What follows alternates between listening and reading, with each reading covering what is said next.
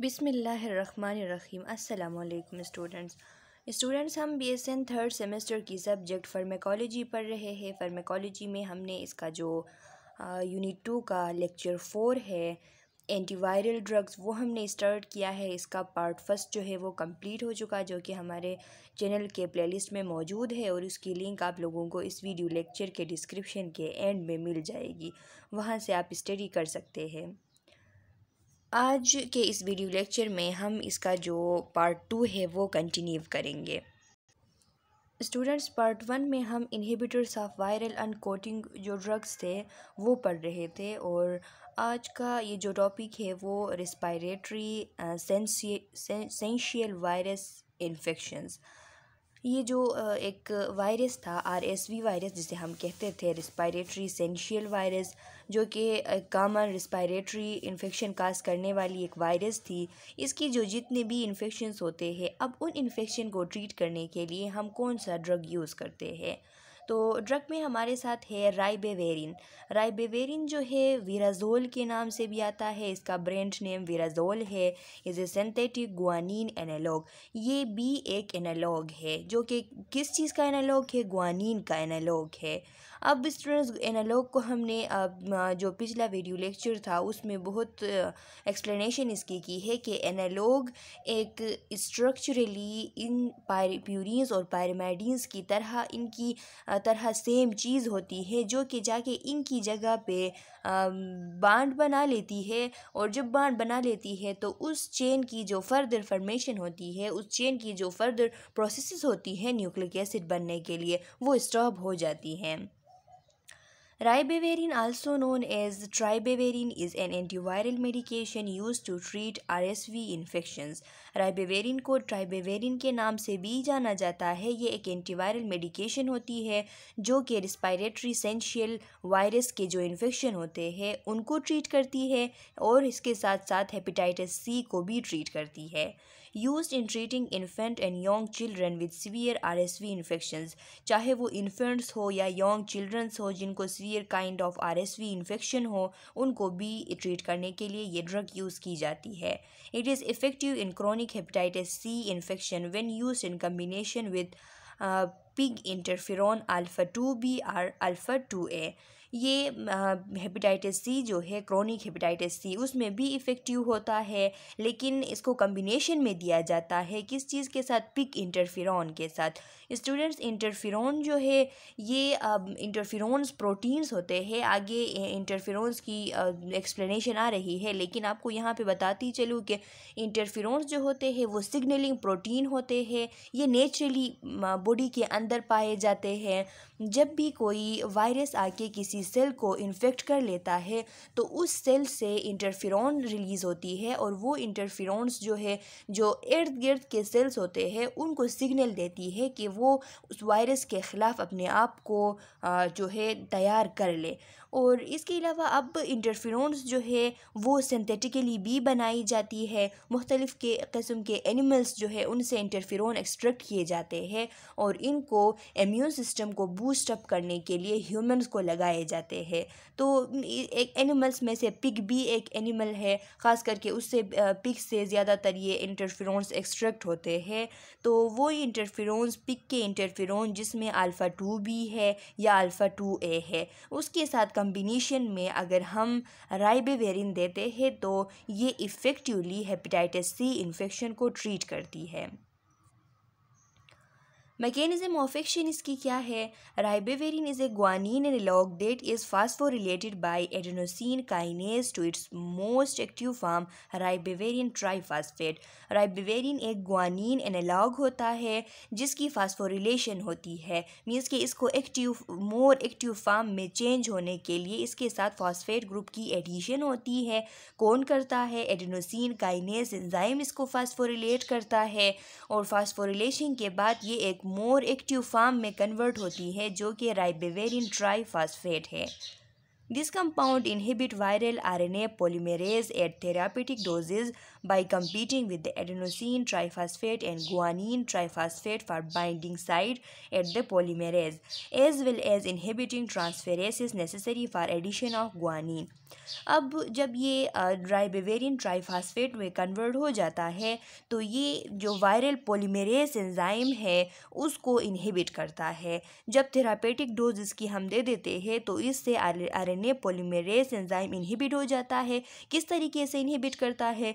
चूँकि हमने कहा कि ये ग्वानिन का एनालॉग होता है, तो ये अब ग्वानिन ट्राइफास्फेट और एडेनोसिन ट्राइफास्फेट जो है उनसे मुकाबला करता है, और मुकाबला करके वो मुकाबला ये जीत जाता है और जाके पॉलीमरेज के साथ बाइंड बना लेता है। जब आरएनए पॉलीमरेज के साथ ये बाइंड बना लेता है तो वहाँ पे फिर ग्वानिन अब बाइंड नहीं बना सकती। जब ग्वानिन बाइंड नहीं बना सकती तो फिर इसकी जो आरएनए पॉलीमरेज एंजाइम की वजह से जो आगे की प्रोसेस होनी थी वो यहीं पे रुक जाती है, और इस तरह ये वायरल इन्फेक्शन जो है ये कंट्रोल हो जाती है। इसके साथ साथ क्या करती है? इसके साथ साथ जो ट्रांसफेरेसिस एंजाइम होते हैं जो कि ग्वानिन की एडिशन के लिए नेसेसरी होते हैं, उनको भी ये इनहिबिट करता है। अब स्टूडेंट्स, आप लोगों ने यहाँ पे एमसीक्यूज़ के लिए ये बात याद रखनी है कि राइबोवेरिन जो है वो टू काइंड ऑफ एंजाइम्स को इनहिबिट करता है। एक आरएनए पॉलीमरेज एंजाइम है और दूसरा ट्रांसफेरेसिस जो एंजाइम्स होते हैं वो है। एक ये बात, और दूसरा ये बात कि ये ग्वानिन एनालॉग है, ये compete करता है एडेनोसिन ट्राइफास्फेट और ग्वानिन ट्राइफास्फेट से। और तीसरी ये बात कि ये इसकी मोर एक्टिव फॉर्म जो है वो राइबोवेरिन ट्राइफास्फेट है।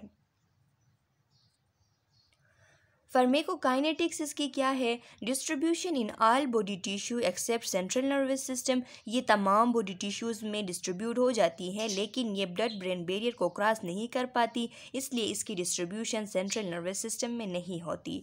एडमिनिस्ट्रेशन इसको हम ओरली भी एडमिनिस्टर कर सकते हैं, आईवी फार्म में भी ये अवेलेबल है, इंजेक्शन फार्म में इसको आईवी भी लगा सकते हैं, और ये इनहेलेशनल फार्म में भी मौजूद होती है। जो रिस्पायरेटरी सेंशियल वायरस होता है आरएसवी वायरस, उसके लिए ये इनहेलेशनल फार्म में दी जाती है, क्योंकि रिस्पायरेटरी ट्रैक इन्फेक्शन है, तो जब इनहेलेशन के रूट से दी जाती है तो फिर ये इफ़ेक्टिवली उसको ट्रीट कर देती है। एडवर्स इफ़ेक्ट इसकी क्या हो सकती है? Elevated bilirubin has been reported.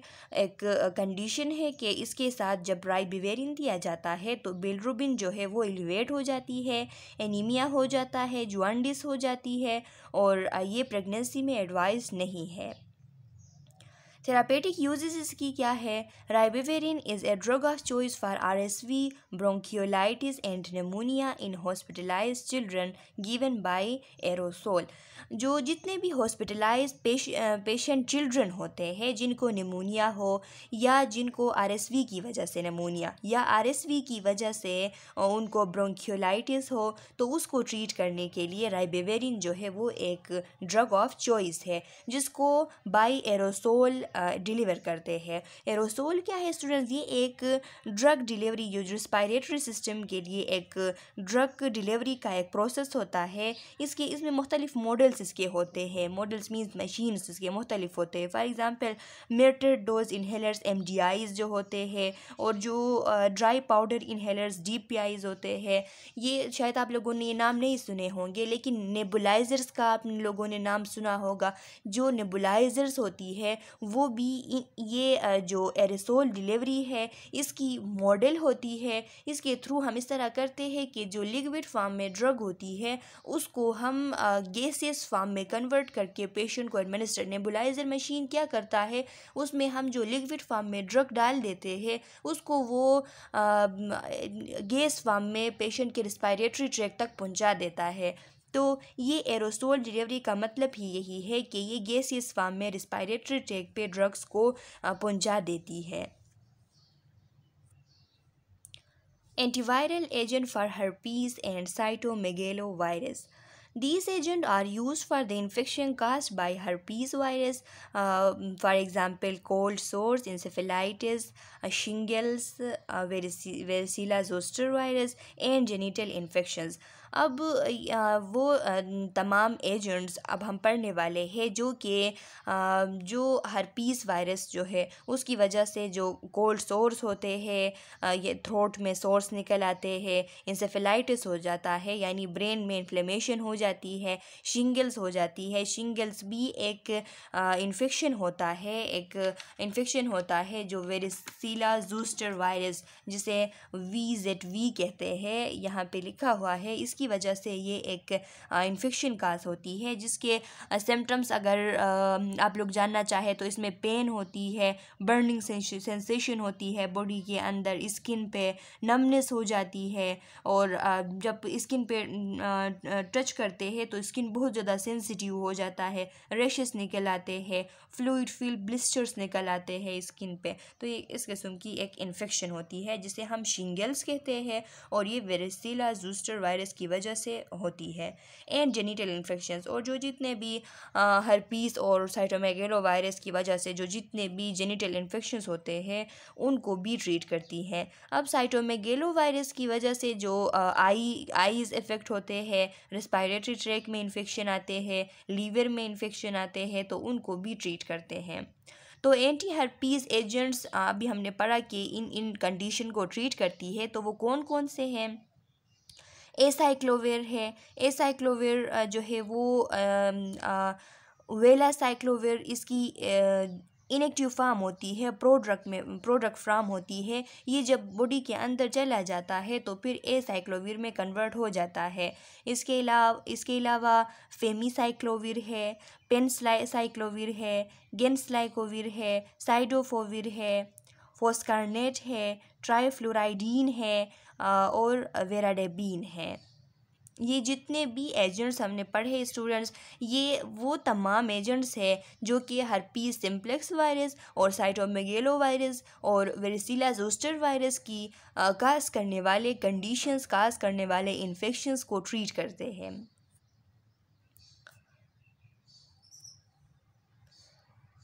Anti herpes virus agent, acyclovir and congeners, all are guanine nucleoside analogues. ये जितने भी होते हैं एसाइक्लोविर और इसके साथ साथ जो जितने भी बाकी के एजेंट्स थे वो ग्वानिन न्यूक्लियोसाइड एनालॉग होते हैं।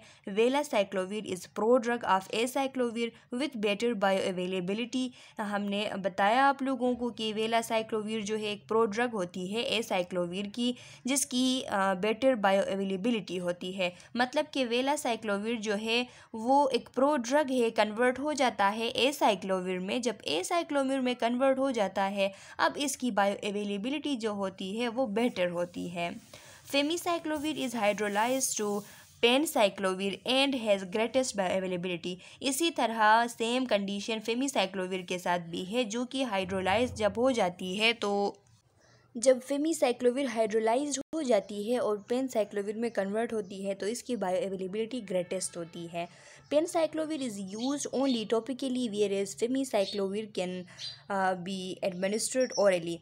अब जो पेनसाइक्लोविर है वो उसको हम ओनली टॉपिकली यूज़ करते हैं। जब इसको पेनसाइक्लोविर जो है वो हम वैसे ही यूज़ करें अगर तो उसको हम सिर्फ टॉपिकली यूज़ कर सकते हैं, लेकिन फेमीसाइक्लोविर जो है वो ओरली एडमिनिस्ट्रेट किया जाता है।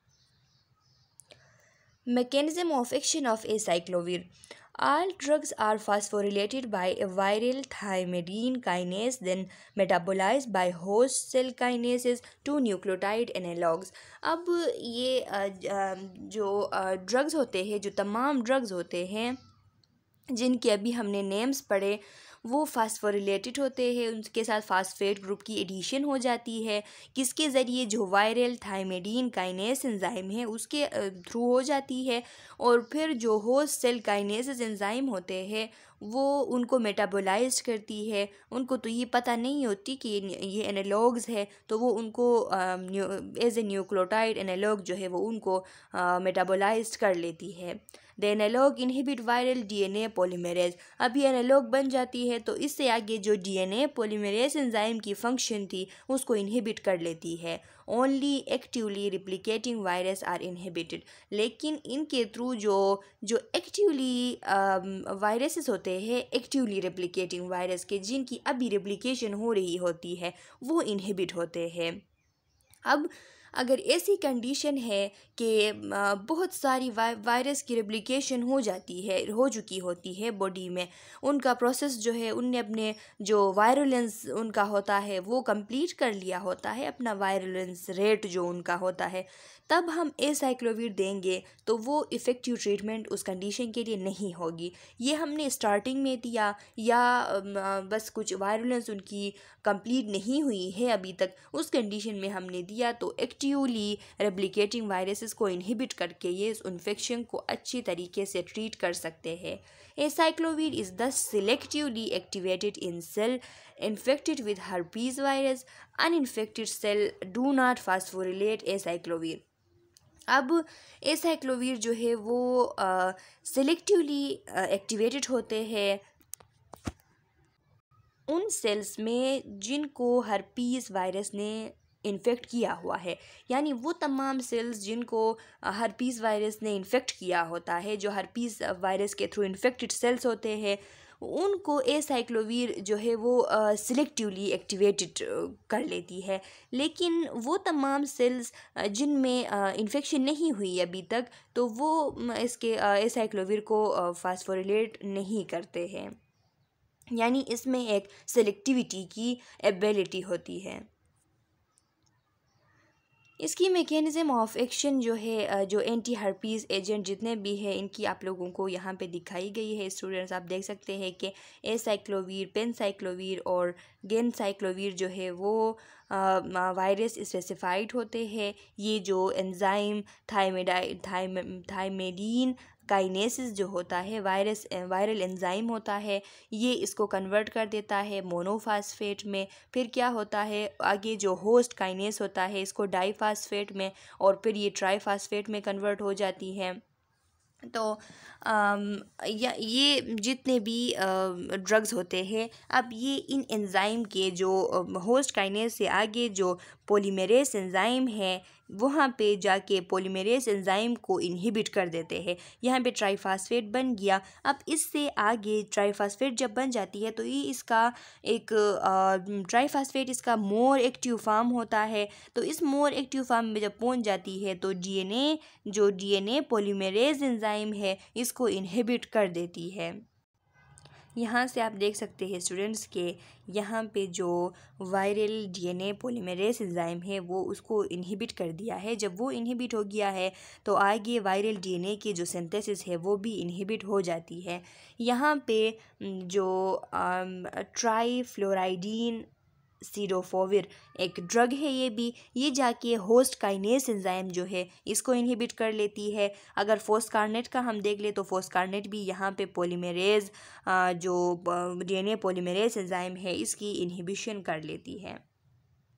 यहाँ पे अब जो इनकॉर्पोरेशन जो हो जाती है इन ड्रग्स की, ये आके यहाँ पे शामिल हो जाते हैं, तो फिर जो चेन होता है वो टर्मिनेट हो जाता है, उसकी एंडिंग हो जाती है।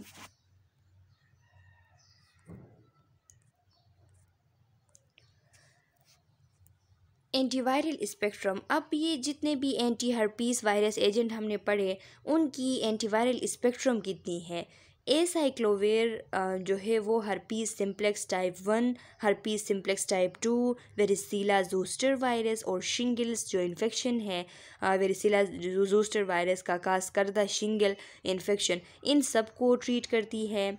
गेनिसाइक्लोविर जो है वो जिसे हम सीरोफोविर भी कहते हैं, ये साइटोमेगेलो वायरस को के इन्फेक्शंस को ट्रीट करती है। फेमिसाइक्लोविर जो है हर्पीस जो जितने भी जेनिटल और शिंगल्स इन्फेक्शन काज करती है उसको ट्रीट करती है। फोस्कारनेट जो है वो HSV यानी जो जो हर्पीस सिम्प्लेक्स वायरस है, वेरिसीला जोस्टर वायरस है, साइटोमेगेलो वायरस है, ह्यूमन इम्यूनोडिफिशियंसी HIV वायरस है, इन सब को ट्रीट करती है, इनके काज करदा इन्फेक्शन को ट्रीट कर सकती है।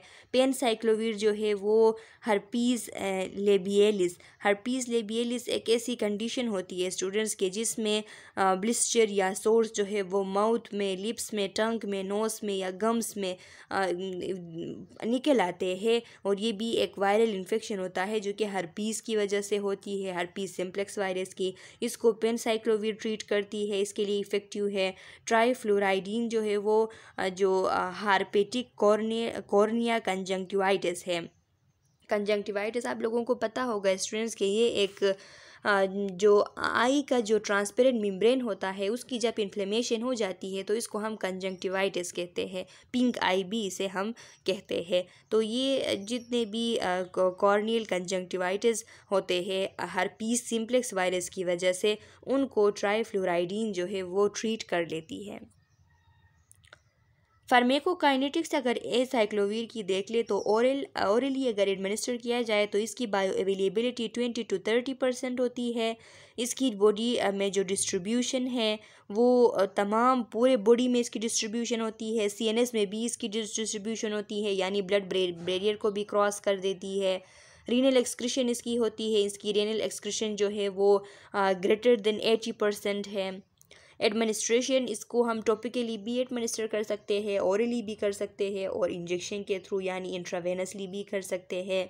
एडवर्स इफ़ेक्ट अगर हम देख लें गेनसाइक्लोवीर और एसाइक्लोवीर की तो नाजिया, वोमिटिंग और डायरिया ये काज करती है। नेफ्रोटॉक्सिसिटी काज करती है, यानी नेफ्रोटॉक्सिसिटी जिसके सिम्टम्स में क्रिस्टलूरिया होगा, यूरिन में क्रिस्टल्स होंगे, हेमेचूरिया होगा, यूरिन में ब्लड आ सकती है। रीनल इंसफिशेंसी जो किडनीज़ होते हैं वो अपने फंक्शन छोड़ सकते हैं।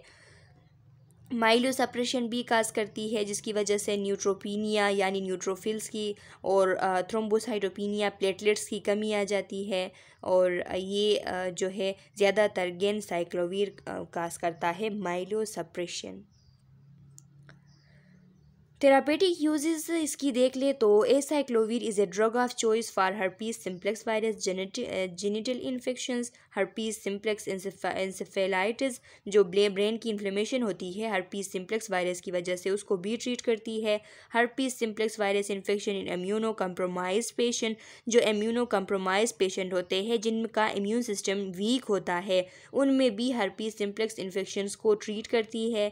गेनसाइक्लोवीर का अगर देख ले तो ये ड्रग ऑफ चॉइस है साइटोमेगेलो वायरस रेटिनाइटिस के लिए, जो रेटिना में इन्फेक्शन या इन्फ्लेमेशन होती है साइटोमेगेलो वायरस की, उसको ट्रीट करने के लिए यूज़ होती है। जो prevention of cytomegalo virus disease in transplant patient, जो जिनको ऑर्गन ट्रांसप्लांट हो चुकी होती है, जिनका इम्यून सिस्टम कंप्रोमाइज्ड होता है, उनमें जो साइटोमेगेलो वायरस से काज होने वाली डिजीज़ है उनके प्रिवेंशन के लिए भी हम गेनसाइक्लोवीर यूज़ कर सकते हैं। अब सीडोफोविर है, it is approved for treatment of cytomegalo virus retinitis in immunocompromise patient. ये अप्रूव किया गया कि साइटोमेगेलो वायरस की वजह से जो रेटिनाइटिस होती है, रेटिना में इन्फ्लेक्शन या इन्फ्लेमेशन हो जाती है, उसको ट्रीट करने के लिए ये अप्रूव किया गया। ये एक न्यूक्लियोटाइड एनालॉग होता है साइटोसिन का, जो कि वायरल DNA सिंथेसिस को इनहिबिट करती है। इसको कोई फास्फोरिलेशन की एडिशन फास्फोरिलेशन यानी फास्फेट ग्रुप की इसके साथ एडिशन की ज़रूरत नहीं होती। अब आपने यहाँ पे याद रखनी है, MCQs इस तरीके से बन सकती है कि कौन सा ड्रग इनमें वो ड्रग है जिसकी फास्फोरिलेशन की जो है वो ज़रूरत नहीं होती, तो आपको याद होगा कि वो सीडोफोविर है। Available for IV intravitreal injection, topical, ये इंट्रावेनसली भी अवेलेबल होता है, इंट्रावेनसली हम इसे यूज़ कर सकते हैं, इंट्राविट्रल यूज़ कर सकते हैं, यानी इंट्रा जो ऑकुलर इंजेक्शन होते हैं आई के अंदर जो लगाते हैं इन्हें इंट्राविट्रल इंजेक्शन कहते हैं। टॉपिकल भी यूज़ कर सकते हैं। नेफ्रोटॉक्सिसिटी इसकी मेजर डिसएडवांटेज होती है। वीडराबीन जो है इज़ एन न्यूक्लियोसाइड एनालॉग, ये बी न्यूक्लियोसाइड एनालॉग है, ये एडेनोसिन की एनालॉग है, जाके एडेनोसिन की जगह ये चेन में बाइंड बना देती है और इससे आगे प्रोसेस को रोक देती है। Its use is limited to herpes simplex virus keratitis only, इसकी जो यूज़ है वो सिर्फ हर्पीस सिम्प्लेक्स वायरस की वजह से जो केराइटिस काज होता है, केराइटिस को हम कॉर्नियल अल्सर भी कहते हैं, ये इन्फ्लेमेशन या इन्फेक्शन होती है कॉर्निया की। आइज़ के कॉर्निया में अगर हर्पीस सिम्प्लेक्स वायरस की वजह से इन्फेक्शन या इन्फ्लेमेशन हो गई है, केराइटिस हो गया है, तो इसको ट्रीट करने के लिए वाइडरेबीन जो है ये यूज़ किया जाता है। The drug is converted to its triphosphate analog which inhibit viral DNA polymerase। ये ड्रग अब कन्वर्ट होती है अपने जो ट्राईफॉस्फेट एनालॉग यानी इसकी जो मोर एक्टिव फॉर्म है उसमें कन्वर्ट होती है। कन्वर्ट होने के बाद ये जो वायरल डीएनए की सिंथेसिस होती है उसको ब्लॉक कर देती है, क्योंकि जो डीएनए पॉलीमरेज एंजाइम होता है उसको इनहिबिट कर देती है। ओरली अगर इसकी बायो अवेलेबिलिटी को हम देखें तो सिर्फ 2% ओरली इसकी बायो अवेलेबिलिटी होती है। इसकी एडमिनिस्ट्रेशन ज़्यादातर ऑफ्थेल्मिक ऑइंटमेंट के थ्रू होती है, यानी topically as a ophthalmic ointment इसको यूज़ किया जाता है। Used in herpes simplex virus keratoconjunctivitis in immunocompromise patient. कभी कभार इम्यूनो कम्प्रोमाइज पेशेंट में ये कंडीशन होती है कि आई के जो ट्रांसपेरेंट मेम्ब्रेन है उसमें भी इन्फेक्शन या इन्फ्लेमेशन होनी जाती है, यानी कंजंक्टिवाइटिस हो जाती है, और साथ में कॉर्निया में भी इन्फेक्शन या इन्फ्लेमेशन हो जाती है, तो इसको हम कहते हैं केरिटो कंजंक्टिवाइटिस। जब केरिटो कंजंक्टिवाइटिस होता है तो उसके लिए हम ये जो ड्रग है जो कि वाइडरेबीन था ये यूज़ करते हैं। Anaemia and SIADH are adverse effect. इसकी एडवर्स इफ़ेक्ट में एनीमिया है, एनीमिया काज होती है, और जो syndrome of inappropriate anti diuretic hormone secretion, ये एक सिंड्रोम होती है students, SIADH syndrome of inappropriate anti diuretic hormone secretion. ADH hormone जो है ये एंटी डायूरेटिक हार्मोन है जिसकी बॉडी के अंदर वाटर की रिटेंशन करती है, वाटर की रिएब्जॉर्प्शन करती है। इसकी इनअप्रोप्रिएट सिक्रीशन यानी हो जाती है, एक सिंड्रोम इसकी वजह से काज होता है, जिसकी वजह से मुख्तलिफ़ किस्म के प्रॉब्लम्स जो है वो अराइज हो जाते हैं। ट्राईफ्लोराइडीन इज़ ए पायरामाइडीन न्यूक्लियोसाइड एनालॉग।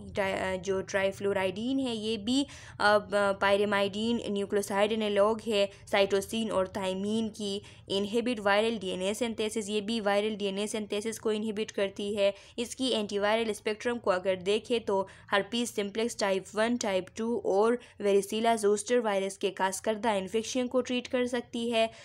इसकी यूज़ जो है वो लिमिटेड है क्योंकि ये सिर्फ टॉपिकली यूज़ की जाती है, और ओकुलर HSV केराइटिस जो होता है आई के अंदर जो कॉर्निया में हर्पीस सिम्प्लेक्स वायरस की वजह से जो इन्फेक्शन या इन्फ्लेमेशन हो जाती है तो उसके लिए हम ये यूज़ करते हैं। फोस्कारनेट है, फोस्कारनेट इज़ इनऑर्गेनिक पायरोफास्फेट एनालॉग। ये फोस्कारनेट जो होता है ये एक इनऑर्गेनिक पायरोफास्फेट एनालॉग है। It directly inhibit viral DNA and RNA polymerase and viral inverse transcriptase. ये 2 एंजाइम को डायरेक्टली इनहिबिट करता है, एक तो DNA और RNA पॉलीमरेज और दूसरा वायरल इनवर्स ट्रांसक्रिप्टेज एंजाइम जो है इन दोनों को इनहिबिट कर लेता है। It does not require phosphorylation for antiviral activity. इसकी जो एंटीवायरल एक्टिविटी होती है उसके लिए किसी फास्फोरिलेशन की नीड नहीं होती। इसकी अगर हम एंटीवायरल स्पेक्ट्रम को देखें तो हर्पीस सिम्प्लेक्स टाइप 1, टाइप 2 दोनों, और वेरिसिला जोस्टर वायरस, साइटोमेगालो वायरस और ह्यूमन इम्यूनो डिफिशियंसी वायरस, इन सब को ट्रीट कर सकती है। ओरल बायो अवेलेबिलिटी अगर हम इसकी देखें तो 10 to 20% इसकी ओरल बायो अवेलेबिलिटी होती है। इसकी एडमिनिस्ट्रेशन जो है इंट्रावेनसली होती है। इसकी डिस्ट्रीब्यूशन तमाम टिश्यूज़ में होती है। ये ब्लड ब्रेन बैरियर को भी क्रॉस करती है और इसकी डिस्ट्रीब्यूशन सेंट्रल नर्वस सिस्टम में भी होती है। एडवर्स इफेक्ट अगर फोस्कारनेट की हम देख ले तो hypocalcaemia and hypomagnesaemia due to chelation of drug with divalent cation are common. यहाँ पे इस तरह होता है स्टूडेंट्स के इस ड्रग की चिलेशन हो जाती है। चिलेशन मीन्स कि इसकी बॉन्डिंग हो जाती है जो डाइवेलेंट केटाइन होते हैं उनके साथ। डाइवेलेंट केटाइन ये एक पॉजिटिव रिचार्ज आयन होते हैं जिनकी वैलेंसी 2 होती है, जिनकी वैलेंसी +2 होती है। इस वजह से इनको हम बाईवेलेंट केटाइन भी कहते हैं। ये बेसिक फ्री रेडिकल्स होते हैं, बेसिक रेडिकल्स होते हैं जो कि जब भी किसी बेस से हाइड्रोक्साइड आयन रिमूव किया जाता है तो ये बेसिक रेडिकल्स बन जाते हैं। इसलिए हम इनको बेसिक रेडिकल्स या बाईवेलेंट केटाइन या डाइवेलेंट केटाइन बोलते हैं। तो जाके ये इनके साथ चिलेशन करते हैं, बॉन्डिंग कर लेते हैं, जिसके रिजल्ट में हाइपोकैल्सीमिया और हाइपोमैग्नीसीमिया हो जाता है। अब आपने ये याद रखनी है कि वो कौन सा ड्रग है जिसकी वजह से हाइपोकैल्सीमिया और हाइपोमैग्नीसीमिया होता है, या ऐसा भी MCQs बन सकता है कि वो कौन सा ड्रग है जिसकी वजह से डाइवेलेंट केटाइन के साथ चिलेशन हो जाती है। तो आपने याद रखनी है कि ये फोस्कारनेट है। न्यूरोटॉक्सिसिटी भी काज करता है। हेडेक, हेलुसिनेशंस यानी ऐसे ख्यालात का ज़ाहिर होना, ऐसे ख्यालात का आना जो रियली नहीं होते। सीजर्स, झटके आ सकते हैं। नेफ्रोटॉक्सिसिटी काज कर सकती है। थेरापेटिक यूजेस जो फोस्कारनेट की होती है वो क्या होते हैं? It is alternative drug for HSV infection, acyclovir resistance, immuno compromise patient. कभी कभार जो herpes सिम्प्लेक्स वायरस है उनकी कास्करदा इन्फेक्शंस को जब हम उनको ट्रीट करने के लिए एसाइक्लोविर देते हैं तो वो वायरस जो है एसाइक्लोविर को रेजिस्ट कर लेता है, म्यूटेशन हो जाती है और उसको रेजिस्ट कर लेता है। जब उसको रेजिस्ट कर लेता है तो उस टाइम हम एज ए अल्टरनेटिव फोस्कारनेट दे सकते हैं, ये अच्छे से उसको ट्रीट कर लेती है। साइटोमेगेलो वायरस की कास्करदा जो रेटिनाइटिस है जिसको अगर हम गेनसाइक्लोविर दे और वो रेजिस्ट हो जाए, उसके लिए रेजिस्टेंस काज हो जाए तो उसके अल्टरनेटिव में हम फोस्कारनेट दे सकते हैं, उसको भी ये इफ़ेक्टिवली ट्रीट करती है। Following agent are commonly used. अच्छा स्टूडेंट्स, अब है antiviral drug hepatic viral infections. वो तमाम ड्रग्स जो कि जितने भी हेपेटिक वायरल इन्फेक्शंस होते हैं, हेपेटाइटिस वगैरह ABCD ETC, इन सब को ट्रीट करने के लिए जो ड्रग्स यूज़ होती है वो पढ़ेंगे। तो following agent are commonly used, कुछ एजेंट यहाँ पे दिए गए हैं जो कि कॉमनली यूज होते हैं जो हेपेटिक वायरल इन्फेक्शन होती है लीवर की, उनको ट्रीट करने के लिए। सबसे पहले इंटरफेरोन्स है। इंटरफेरोन्स का मैंने आप लोगों को बताया कि ये ऐसे एजेंट होते हैं जो कि इंटरफेरोन्स एक तो नेचुरली बॉडी में होते हैं, इसका भी मैंने स्टार्ट में आपको बताया। और अब ये इंटरफेरोन्स जो यहाँ पे इंटरफेरोन्स लिखी गई है ये जो सिंथेटिकली बाहर से एनिमल्स से एक्सट्रैक्ट किए जाते हैं, बनाए जाते हैं, उनकी बात कर रहा है। लिमिवुडीन जो कि साइटोसिन एनालॉग है हेपेटाइटिस बी वायरस के लिए। ये जो हेपेटाइटिस बी वायरस होता है HBV जो इन्फेक्शन होती है उसको ट्रीट करने के लिए यूज़ होती है। एंटीकेविर है, ये ग्वानोसिन एनालॉग है, ये भी हेपेटाइटिस बी वायरस को ट्रीट करती है। लेमिवुडीन रेजिस्टेंट स्ट्रेन, अगर लेमिवुडीन जो है उसको HBV ने रेजिस्ट कर लिया तो उस टाइम उसकी अल्टरनेटिव हम एंटाकेविर देते हैं। रेबिवेरिन हेपेटाइटिस C को ट्रीट करती है अगर इंटरफेरोन के साथ हमने इसको कंबाइंड फॉर्म में दिया। Antiviral drug interferons are natural protein produced by cell of immune system in response to challenges by foreign agents such as viruses, bacteria, parasite and tumor cells। जब भी कोई फॉरेन एजेंट जो क्या है वो tumour cell हो, bacteria हो, parasite हो, वायरस हो, जो भी हो, जब आके बॉडी के अंदर इंटर हो जाती है तो फिर ये नेचुरल प्रोटीन्स होते हैं जो कि इम्यून सिस्टम प्रोड्यूस करती है और इर्द गिर्द के जो सेल्स होते हैं उनको सिग्नल भेजती है कि अपने आप को इस चीज़ से बचाने के लिए तैयार हो जाए। Antiviral, immune modulating and anti proliferative actions, इनकी एंटीवायरल एक्शन भी है, इसके साथ साथ इम्यून मॉड्यूलेटिंग एक्शन है, इम्यून सिस्टम को इन्हेंस करती है, और एंटी प्रोलिफरेटिव एक्शंस, जो प्रोलिफरेशन हो रही होती है माइक्रो ऑर्गेनिजम्स की फॉरेन पार्टिकल्स की बॉडी के अंदर, उसको या कोई ट्यूमर सेल्स बन रहे हैं उसके खिलाफ भी इसकी एक्शन होती है। 3 क्लासेस ऑफ इंटरफेरोन्स, इंटरफेरोन्स की 3 क्लासेस होती है, इंटरफेरोन्स अल्फ़ा, इंटरफेरोन्स बीटा और interferons gamma. Alpha and beta interferons are produced by all the cells in the response to viral infection. Alpha और बीटा इंटरफेरोन्स तमाम cell से पैदा होती है। जब भी कोई वायरल इन्फेक्शन हो जाता है तो इसके रिस्पॉन्स में सारे सेल्स जो है वो अल्फ़ा और बीटा इंटरफेरोन्स प्रोड्यूस कर लेती हैं। Gamma interferons are produced only by T lymphocyte and natural killer cell in response to cytokines, immune regulating effect. और जो गामा इंटरफेरोन्स होते हैं वो सिर्फ टी लिम्फोसाइट और नेचुरल किलर सेल रिलीज़ करती है, ये प्रोड्यूस करती है। जब साइटोकाइंस आ जाते हैं यानी इम्यून सिस्टम को जो रेगुलेट करने की जो इफ़ेक्ट काज होती है, तो इसके रिस्पॉन्स में टी लिम्फोसाइट और नेचुरल किलर सेल जो है वो गामा इंटरफेरोन रिलीज़ कर लेती है। Gamma has less antiviral activity compare to alpha and beta interferons.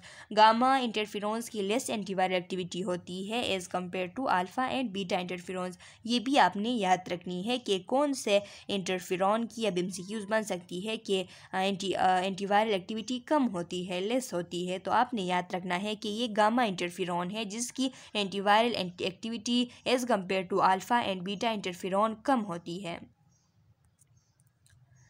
Mechanism of action अगर इंटरफेरोन की देख ले तो induction of the following enzyme, मुख्तलिफ़ किस्म के एंजाइम को इंड्यूस कर लेती है, जिसमें प्रोटीन काइनेस एंजाइम है विच इनहिबिट प्रोटीन सिंथेसिस, जिसकी वजह से प्रोटीन सिंथेसिस इनहिबिट होगी, and oligoadenylate synthase enzyme which lead to degradation of viral mRNA। ये जो एक एंजाइम है ओलिगो एडेनाइलेट सिंथेस एंजाइम जो कि वायरल mRNA की डिग्रेडेशन करती है, उसको भी इंड्यूस करती है। ए फास्फोडाइस्टेरेस एंजाइम विच इनहिबिट tRNA, और एक फास्फोडाइस्टेरेस एंजाइम है जो कि tRNA की इनहिबिशन करती है, उसको भी इंड्यूस कर लेती है। तो आपने ये भी याद रखने हैं कि जो इंटरफेरोन्स है वो protein kinase enzyme, oligo adenylate synthase enzyme और पॉलीडाइस्टेरेस एंजाइम, इन 3 एंजाइम्स की इंडक्शन कर लेती है, उनको इन्हेंस कर लेती है। The action of this enzyme lead to inhibition of translation. अब इन एंजाइम के एक्शन की वजह से जो ट्रांसलेशन की प्रोसेस हो रही होती है, वायरल डीएनए की जो बन रही होती है और जो ट्रांसलेशन की प्रोसेस वहाँ पे हो रही होती है वो इनहिबिट हो जाती है। फार्मेकोकाइनेटिक्स की अगर हम देख ले तो ओरल बायोअवेलेबिलिटी जो होती है वो लेस देन 1% है इंटरफेरोन्स की, इसीलिए ये या तो सबक्यूटेनियसली या तो इंट्रावेनसली एडमिनिस्टर किए जाते हैं। इसकी डिस्ट्रीब्यूशन बॉडी के तमाम टिश्यूज़ में होती है लेकिन सेंट्रल नर्वस सिस्टम और आइज़ में नहीं होती। हाफ लाइफ इसकी 1 to 4 आवर्स होती है। एडवर्स इफेक्ट अगर हम देख ले, acute flu like syndrome, fever, headache, bone marrow suppression. इसकी एक्यूट फ्लू लाइक सिंड्रोम हो सकती है जिसमें फीवर, हेडेक हो सकती है, बोन मेरो सप्रेशन हो जाती है जिसमें ग्रेनुलोसाइटोपिनिया या थ्रोम्बोसाइटोपिनिया, ग्रेनुलोसाइट की कमी या थ्रोम्बोसाइट की कमी हो सकती है। न्यूरोटॉक्सिसिटी जिसकी वजह से कन्फ्यूजन या सीजर्स झटके आ सकते हैं। कार्डियोटॉक्सिसिटी हो सकती है जिसकी वजह से एरिथमियास, हार्ट रेट की इरेगुलरिटी हो सकती है। इम्पेयरमेंट ऑफ फर्टिलिटी, कभी कभार ये फर्टिलिटी को भी इम्पेयर कर देते हैं। अब इसकी थेराप्यूटिक यूजेस को अगर हम देख ले तो क्रोनिक हेपेटाइटिस बी और सी के लिए यूज़ करते हैं, जो हर्पीस ज़ोस्टर वायरस की जो इन्फेक्शन होती है, मतलब कि हर्पीस सिम्प्लेक्स की और इसके साथ साथ वेरिसिला ज़ोस्टर दोनों की जब इन्फेक्शन हो जाती है तो उनके लिए भी ये यूज़ की जा सकती है। जो कि कैंसर के पेशेंट होते हैं उनमें ज़्यादातर ये इन्फेक्शन होती है। तो जब भी ये कंडीशन हो जाती है तो उसमें हम to prevent the dissemination of the infection, जो इन्फेक्शन की डिसेमिनेशन यानी इसकी जो स्प्रेडिंग है उसको रोकने के लिए हम यूज़ कर सकते हैं। Cytomegalovirus infection in renal transplant patient, जिनकी रीनल ट्रांसप्लांट हो गई है उनमें साइटोमेगेलो वायरस की इन्फेक्शन कॉमन होती है, तो उनको ट्रीट करने के लिए, उनको प्रिवेंट करने के लिए दे सकते हैं। हेरी सेल ल्यूकीमिया, कभी एक कंडीशन होता है कि उसको हम हेरी सेल ल्यूकीमिया कहते हैं। ये एक रेयरली स्लोली ग्रोविंग एक कैंसर होता है ब्लड की, जिसमें बोन मेरो बहुत ही ज़्यादा बी सेल्स रिलीज़ कर देती है। बी सेल्स की प्रोडक्शन ओवर प्रोडक्शन हो जाती है, और ये बी सेल्स जो होते हैं वो एबनॉर्मल होते हैं, और इसको जब माइक्रोस्कोप के थ्रू देखा जाता है तो हेरी अपीयरेंस होता है, हेयर की तरह अपीयरेंस वो शो करते हैं। तो इस वजह से इसको हेरी सेल ल्यूकीमिया कहा जाता है। हेरी सेल ल्यूकीमिया को भी ट्रीट करने के लिए हम जो ज़िडोवुडीन है उसके साथ कम्बिनेशन में इंटरफेरोन्स देते हैं। एड्स रिलेटेड केपोसी सरकोमा, एक और कंडीशन होता है, कैंसर होता है केपोसी सरकोमा। इसका जो नाम है केपोसिस, ये एक डॉक्टर थे जिसने फ़र्स्ट टाइम इसको डिस्कवर किया था 1872 में, जिसका नाम मोर्टिस केपोसी था। उसकी वजह से इसको केपोसी सरकोमा का नाम दिया गया है। ये एक कैंसर होता है जिसमें कैंसर सेल्स जो होते हैं वो म्यूकस मेम्ब्रेन, जीआई ट्रैक्ट का जो म्यूकस मेम्ब्रेन होता है ओरल कैविटी से लेके एनस तक, वहाँ सारे एरिया पे ओरल कैविटी से लेके एनस तक सारे एरिया पे जितना भी म्यूकस मेम्ब्रेन है सब में कैंसर सेल्स इन्वॉल्व होती है, पाई जाती है। और ये ट्यूमर्स जो होते हैं स्किन पे अपीयर होते हैं, जो कि पर्पल कलर के पैचेस होते हैं। इसको केपोसी सरकोमा कहा जाता है। तो ये अक्सर जिन पेशेंट्स को एड्स हो जाती है उन पेशेंट्स को केपोसी सरकोमा भी उनके साथ कॉमन है, तो उसको ट्रीट करने के लिए भी इंटरफेरोन्स जो है वो दिए जाते हैं, क्योंकि इसमें इम्यूनो मॉड्यूलेटिंग की जो है एक सलाहियत होती है इस वजह से। अच्छा स्टूडेंट्स, आज के इस वीडियो लेक्चर के लिए इतना काफ़ी है। इससे आगे हम नेक्स्ट वीडियो लेक्चर जो कि इसका लास्ट पार्ट होगा उसमें हम कंप्लीट कर लेंगे इस चैप्टर को। अगर इस वीडियो लेक्चर के जो जितने भी टॉपिक्स हैं इसमें अगर आप लोगों को कहीं किसी जगह पे समझ नहीं आई, कोई कन्फ्यूजन हुई, तो आप अपना क्वेश्चन कमेंट सेक्शन में डाल लें। मैं या तो कमेंट सेक्शन में या नेक्स्ट वीडियो लेक्चर में आप लोगों के क्वेश्चन का आंसर करूँगी। तब तक के लिए अल्लाह हाफिज़।